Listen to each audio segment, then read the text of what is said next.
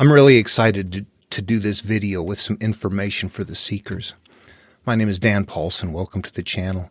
And for the seekers, what I'm talking about here is that with all of the material from antiquity, there's people that are open to look at other material very quickly realize that there's a lot of similarities between the ancient teachings.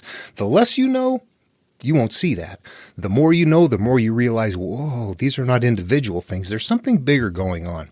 And we're looking for that. So this is for those people.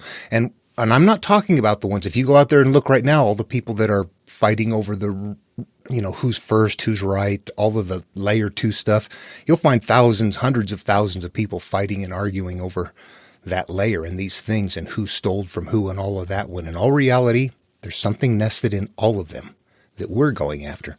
We're going to leave all of those masses out there that are fighting over theism or anti-theism, or no, somebody stole from here and that was first and this was first, and we're going to realize that there's one thing somebody put in there. And then none of them are catching it. We are. So this is something that I got excited about. I will just simply say, in my experience, I have not had anybody throw things at me that make me go, yes, that's what I'm doing. It's not often. And I got such a comment here from, and I apologize if I don't pronounce your name right. Angela, I got that. Ibragimova. Okay, let me read this wonderful comment Angela left. Ever since I was a child, I dreamt of finding a connection between all of the teachings of all of the learned people. There are so many.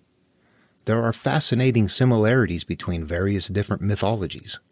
I was born a Jew in a Muslim republic of the former USSR during communist Russian Orthodox rule. I think it's where I come from that permits me to see things outside of the box that people like to put themselves into. Rocks in general have a lot of weight in the study of energy, otherwise known as esotericism. On one hand, there is no life in a rock. On the other hand, so many cultures wear different rocks for protective energy of different sorts. Also, digging back in history, so many different stories have been written on rock because rocks are eternal or maybe indestructible in some way. And then also, the throwing of the rocks started with Moses breaking the original tablets of the 10 Commandments, ending with Jesus saying, "Throw the first rock if you haven't sinned yourselves." Lots of ideas going through my mind. I'm just trying to find a way to put it all together. Okay, yeah, that I like. There's 2 things in this material, and both of them are difficult. Number 1 is reading it. What is in there? Number 2, once you figure it out, how do you apply it? Now it's a path for you, a self-healing path. You got to find the path, then you got to take the path. I'm fortunate in life that I was in a position where I was afforded the opportunity to find both of them. And it gives me a little bit of insight at this point, but I put this in previous videos, and this is what I want to say. I used to feel like, wow, I got a hold of something here. Now I feel like a little kid inside of you. You ever seen that Indiana Jones movie, the Raiders of the Lost Ark, the big warehouse at the end that's just full of boxes? I feel like a little kid that walked in, opened up 5 or 6 boxes from different countries, found out they all contain the same thing, and I'm looking in the rest of the warehouse going, oh my God, I need help. I don't know a damn thing. That's how I feel now. And when somebody says, hey, I'm learning how to read this from antiquity, something that got lost, that's exciting. A lot of people know to take the path. The path is not a mystery. The path is known today. We know exactly what to do. The problem is dissecting the path from the supernatural crap that most of the people hold on to that's hurting the world today. I'll get that. That's a different video. Anyway, okay, let's get into the interpretation. First of all, I want to say something that there's a lot of mental processes that all this is. It's taking a story, realizing there are component parts there, playing it out in the psyche until you realize what it means. And there's a structure to it, but the structure comes about only by constant experimentation, trying mentally, put this part here, put that there. What does this mean? It goes on and on and on like that, and it takes a lot of time. So here's what I have found that should make it easier. Always when we're reading these, there's a hierarchy. That is important. This is very difficult today. Male, female, conscious, subconscious. But people that don't get it believe male, female, hierarchy. The man's in charge of the woman. We don't like the sounds of that. They were rough on people back then. Let's not do that. Let's update that. Let's try to share that. We can't do that. The stories are analogs in their culture that were written to maintain a hierarchy in the mind, in the way that the mind works.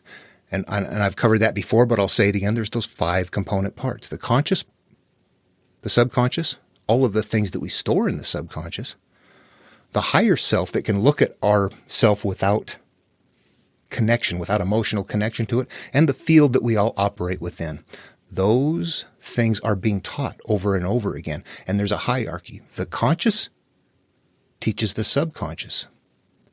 The male teaches the female. Never is it the other way around. And it's not because we're trying to be polite. It's because we're trying to maintain a hierarchy that plays out in the psyche. We cannot translate those stories into something to be polite. Today, that is interpreting layer 2. That is losing the nested information by trying to be polite. To me, there is no male and female have different roles, and there's a blend in the world, in the physical world. This is not about the physical world. This is about the spiritual world.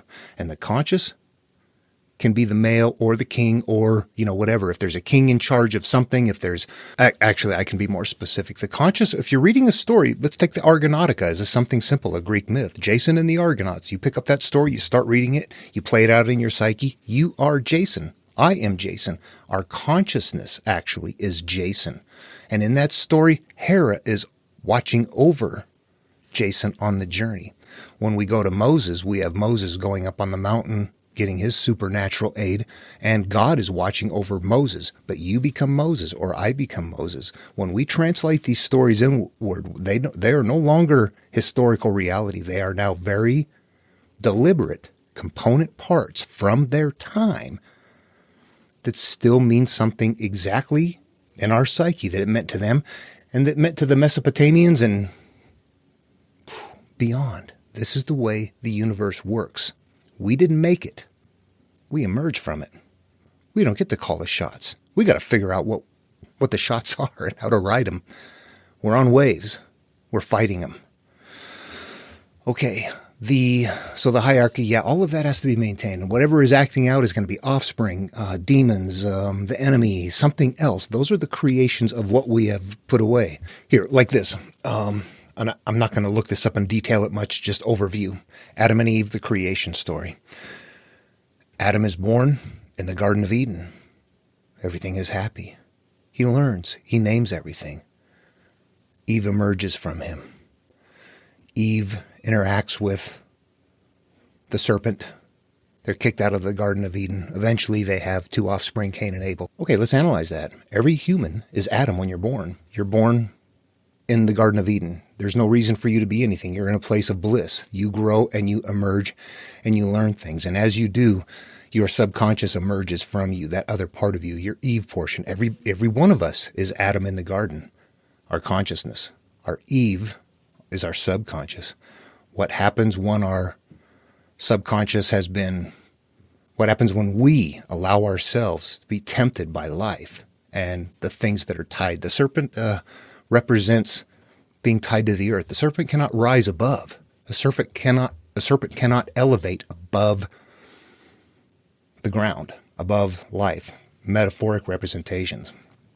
We have offspring, Cain and Abel, good and bad. The bad wins. This starts the story of our life. That's how we play them out inside and they become us. Transitioning it inward is the difficult part. That whole idea of the 10 Commandments are one of the things inside of the Ark of the Covenant. The 10 Commandments represent that. Here's the baseline of everything, whether it's the Emerald Tablets of Thoth or the 10 Commandments or whatever. And remember, at first he came down and destroyed them and then went back up and got them and came back down again. That, if you look at the hero's journey, that is actually the calling and the denial of the call. You will see that Moses was given the instructions on how to proceed in life, and he came back and it was time to gather up all of his people, which is all of the rest of ourselves, playing it out inside. All of those people are analogous to our old self. And what are we doing? We don't want to go. We're going to keep worshiping these idols. He gets pissed, throws them down, goes up and does it again. Yeah. And I'm going to use the Argonautica here as a comparison again. This is where one of the elements of the similar elements are there that don't look like similar elements, but they are if you see them in the right way. In the beginning of that, as they get underway, Jason is sailing with 40 Argonauts. The 40 Argonauts represent the characteristics of him in the same way that in the Moses story, the Israelites represent our characteristics. So the Israelites, Argonauts, same thing. Moses, Jason, same thing. Heading off on the adventure, Jason sails to an island with the Argonauts. They struggle to leave this island. They have to stop there for some reason, but something is happening. They can't leave their past. They're trying to bring something behind. I mean, with them from behind instead of leaving it in the past. And there's a couple of variations to that story, so I don't want to get into that very much there, but that part is there right in the beginning. They're trying to leave. They need to escape. So right there at that part of the story, the representation is that you are Jason, your characteristics are here, and you're struggling to leave your past behind. It's the same elements that are there.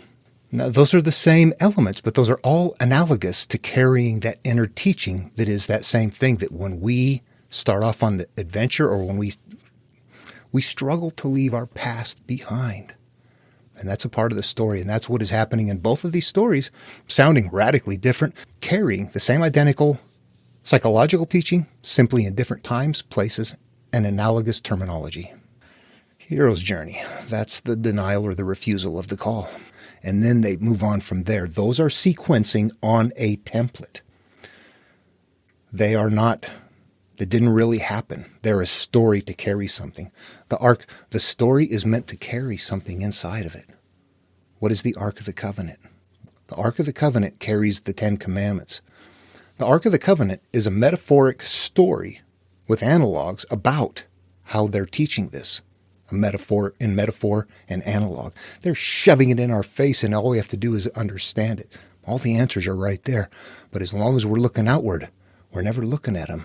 The Ark of the Covenant actually exists, and everybody's looking for the physical or making up excuses as to why it's not here. It went up to God, or it's in, Ethiopia or someplace. The Ark of the Covenant is the story. It's here. It's visible. It's a carrier vehicle for something inside that not many people access. Everybody carries it. Who looks inside? A few priests. What happens if other people look inside? It doesn't work. This is, many are called, few are chosen. Many stand outside the narrow gate where only the solitary shall pass. They're all elements of selection processes. And along with the complete template, healing template, the entire adventure and journey is nested in that vehicle that we would call the Ark, that is still being carried to this very day for us to access. When we find the keys to open it up, we have to transition them inward, and that's the difficult part. How do you play all of these out inside? I still struggle with it. You look through my videos, you'll see me not quite getting it. And then later on, okay, it's there. It continues to grow as you do it, so be aware of that. One has to see them for themselves. Blending all of that in, we go back to the 5 parts again. We've had the conscious, decide what life, the quality of life, and emotional attachment to it, stored away as a life experience, and that life experience left unresolved and not paid attention to and hidden away and put in the darkness, continues to act out like a monster, grow out of the garden like a weed. It's a skeleton that comes out and hurts your life. You need to make friends. We got to do all of that with that. These are parts of the story, though, that when they emerge, the elements that are happening, the things that have to be destroyed, you'll see that they've got something that belongs to you, some land or your field or something that you want back. You're trying to get something that belongs to you to be happy, and you're defeating enemies along the way. You're struggling to leave your past. You're going to see those in these stories, but they are written in different genres. Mythology is very much adventure-based. We've sowed our wild oats, and now we want to change our lives. I think Judaism kind of goes that way too, but as soon as they hit Christianity and put in that initial sin sort of thing right there to justify, that right there turned it into guilt-based right from the beginning. Oh, now we have a guilt-based vehicle. You're going to die. But if you carry this, and you will live forever. So here we have a pretty incredible candy shell put on that. It's going to move around, but that's what it is. And the religions are not the reality. They're the boxes, also known as the Ark of the Covenant. See, this seems so big to me, I can't stay on track. Where did we leave off then? We're back to the psyche. So what happens next? And then there's a higher self that can lead the consciousness. Those are what are in place. And changing analogs. So be careful as we read things. And the reason I want to say that is I like this Stephen Mitchell, Tao Te Ching interpretation. But there are things in here like, let me see, 7. Halfway through, the master stays behind. That is why she is ahead. She is detached from all things, and that is why she is one with them, because she has let go of herself. She is perfectly fulfilled. That can be okay here. It depends on how it's being used. And what Stephen did was took he and shared it back and forth between he sometimes, she sometimes, letting everybody know, hey, you can be male or female and be on this course. That's exactly right. But don't do the male and female thing, because that starts losing the hierarchical information that provides us the inner healing steps by trying to be polite. He didn't actually get that. He didn't do that. I don't want to get into what he's got going on. It's more complicated. But as you're searching, there's a hierarchy. Okay, now the rocks. Yeah, you know what? Rocks are unchanging. Rocks were unchanging. The emerald tablets of Thoth were said to be, made of a material that could, transcend all time. The word, nothing, the word was spoken into existence. There was something there in the beginning of all. There's references in antiquity to something being a philosopher's stone that changes one thing to another, that there's something that is always in place that is a part of what we do. And I'm going to suggest that is this knowledge.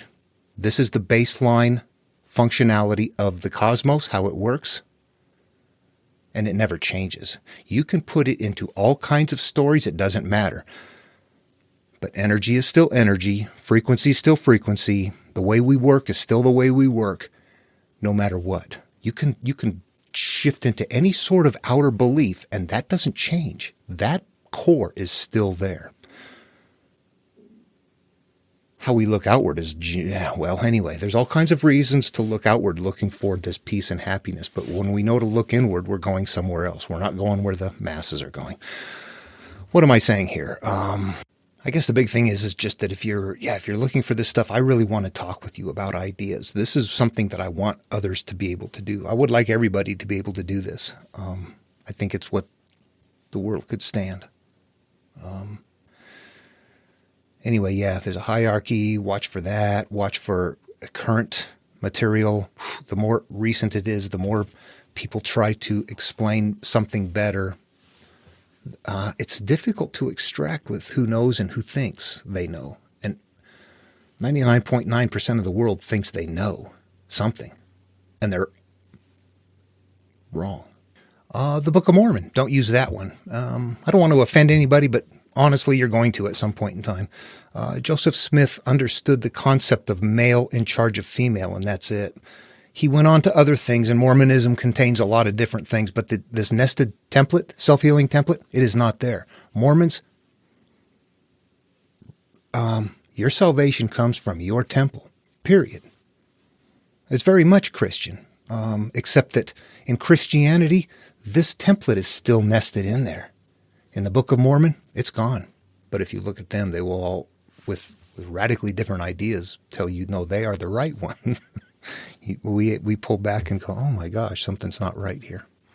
But when you realize all of them have something that they're carrying that is identical and they don't even know it, you realize there's something else going on here. There's some kind of capacity to grasp or non-grasp that is, I don't know how to explain it. you're watching this, we're in a small group of people that are like, yeah, I like this stuff. I find some, I guess, sociological fascination and confusion over looking at the whole thing. You know, you can watch Christians and or theists in general and say, you know, thank you for carrying this package. They don't know what's inside of it. But outside of them, in almost equal numbers, you will have people in opposition to them telling them how wrong they are. And those two will fight back and forth in opposition and division. Equal groups. They grow to equal sizes. You extract yourself and go, ooh, there's a middle path. There's something in the middle there that neither side has. And no matter your efforts to show that to people, they go, shut up. You're on that side. No, you're on that side. No, you're with them. And you're going, oh my, what do we have going on here? This is bizarre. You can see it, but they can't. You can't make them see it. Yeah. Fascinating and perplexing. At any rate, again, I go off. We're looking for something different here, but there's a process to this. It is a mental process. There is an interactive mental process that we do that creates us, and that we are malleable. We have to adjust that. We are created in that flow of the cosmos, and we flow within there emotionally through life based on the state of what we hold up here. They're like little rudders taking us off course. We want one big rudder taking us someplace. But in life, we've gathered bunches of different ones that take us to different places. And so we're in a bad flow. We're not going good in life. And apologies, I'm going to plug these in all the time. This is the same thing as Jesus looking for, you got one sheep that's more important than all the others. You keep one fish, throw the others back. We're looking for one thing that is important and letting everything else go. All of these teachings, no matter what, pick up. Actually, Genesis is different. It tells you how you're created. All of them tell you how you're created. And actually, that's every one of them would pick up right as the guru. If you said, I am done with my life, I'm ready to change. I'm ready to go on the hero's journey. I'm ready to change my life. I realize life isn't forever and I'm not doing okay. And I got a lot of guilt. I got a lot of shame. I got a lot of something. I'm not happy. You go, oh my God, what can I do to change my life? That's when this material picks up right there. At that moment, it becomes your guru. And then you begin to extract the teachings from it, playing them out in the psyche, understanding that they are analogs for their time and need to be maintained in a hierarchy that they were using at their time because it was meaningful to them. We have to leave our current day biases out of that and accept what they're doing, but mentally go to their space and try to understand what they're teaching. It's hard for us to put ourselves in their position. We're so caught up in life. We have a lot of biases.